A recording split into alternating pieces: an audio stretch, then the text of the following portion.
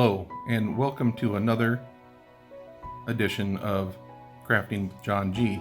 Today, I think we go ahead and make some Blackout poetry, which is a quick and easy craft that you can do.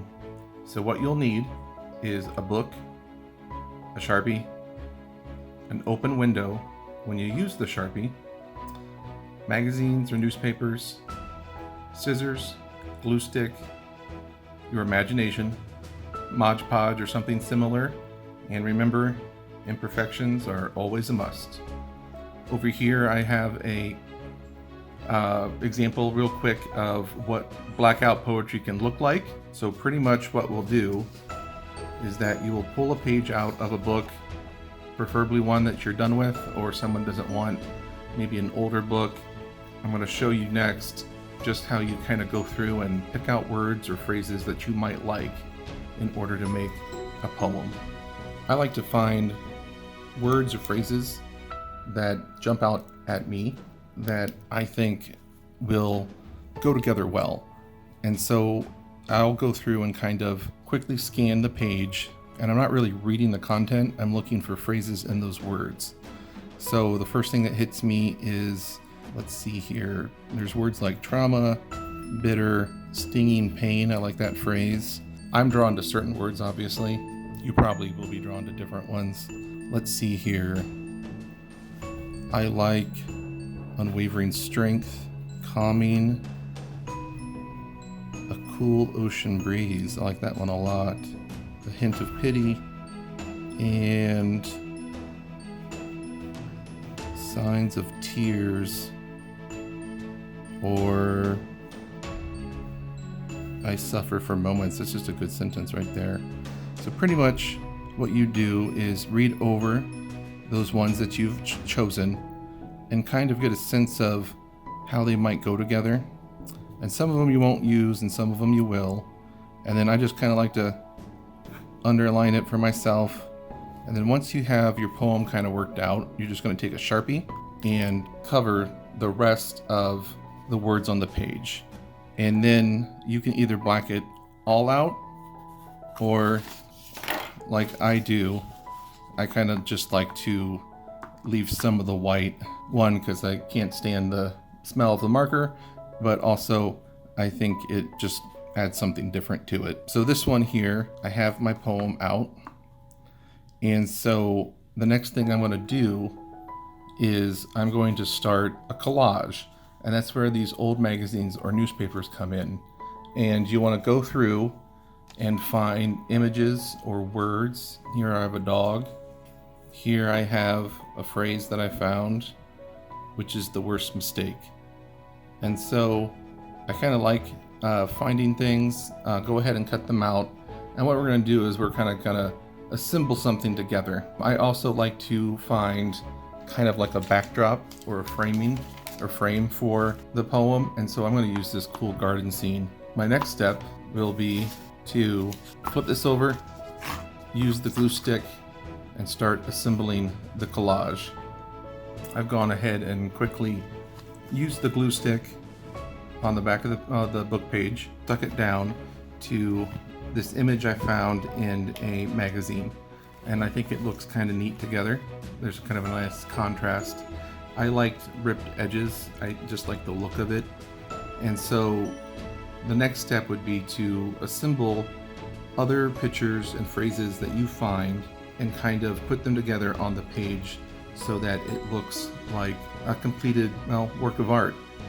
I don't really go in with any kind of idea. I kind of wing it, and what comes out is what I get. That's me, and that's how I appreciate crafting. But you could be different. I do want to show you some things. For instance, I just grabbed this.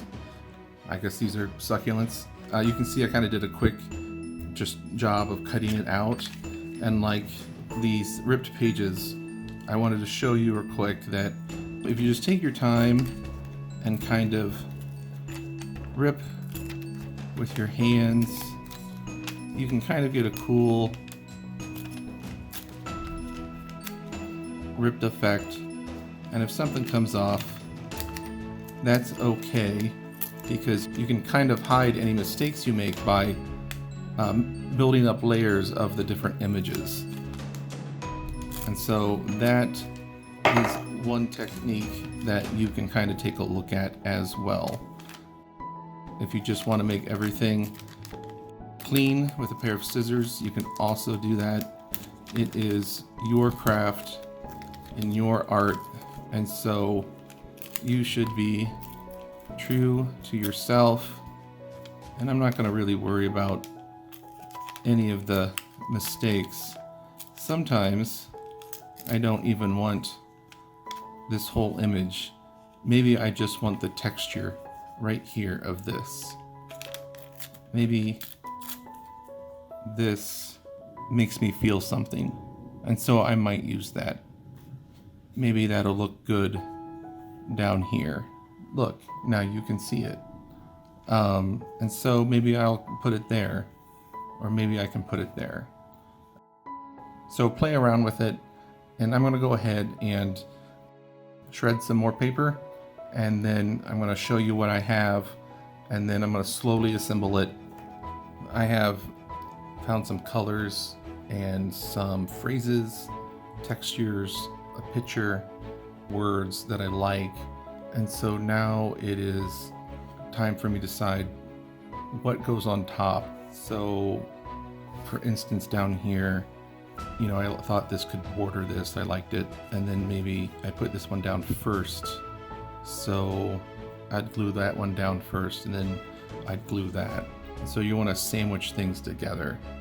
And so for something like this, I'm just going to take my glue stick, and I'm actually going to just on the back kind of run it while it's still in my fingers and get it just tacky enough so that I can place it down. And then if I need to, I can scooch it and make sure it's at that spot that I want. So I'm gonna go ahead and glue this up. I'm just gonna go ahead and show you real quick how to cover it and seal it, and then you'll have your Blackout Poetry work of art that you can frame, hang. Maybe you want to mount it onto something a little bit firmer than just another piece of paper, but we will go from there. Went ahead and glued down some of the other things around the Blackout Poetry, and now I'm going to go ahead and use the sealer, the Mod Podge if you will, and kind of cover it. That should be pretty nice. You could also just leave it like this if you wanted to. I decided to actually just go ahead and I used some more of the glue stick, and I just glued it down to this cardboard, and I'll just go ahead and put the sealer around it, and that'll give me a way to hang it or put it on a wall or whatever you want to do with it. I like to get messy and I like to do things fun, and so if you want to take your time and do it, you can. I just go ahead and start painting it on.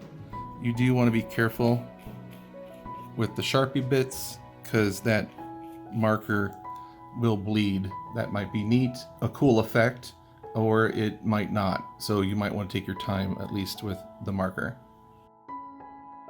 You can see that I've gone ahead and quickly put down a layer of sealer. I do like some of the effects of it soaking through, making some of this magazine paper translucent. I like the vibrant black. I really do like those ripped edges. So I'm just going to let it dry, and then I might go ahead and poke a couple of holes up here, tie some yarn on it, and go ahead and hang it on the wall. I hope you have enjoyed the video, and I hope I inspire you to go ahead and make some of your own Blackout poetry. You can just leave it alone and make it yourself, or you can go ahead and turn it into a collage, or if you just wanted to go ahead and rip up some magazines and put some stuff together, feel free and experiment. Sometimes you will come up with some of the coolest things by happenstance. And remember, nothing needs to be perfect, and those imperfections are what make it unique and special to you. And I also would not worry about what any of this means. Let the observer, the reader, come away with their own meaning. Just have fun. And so I will see you next time on Crafting with John G.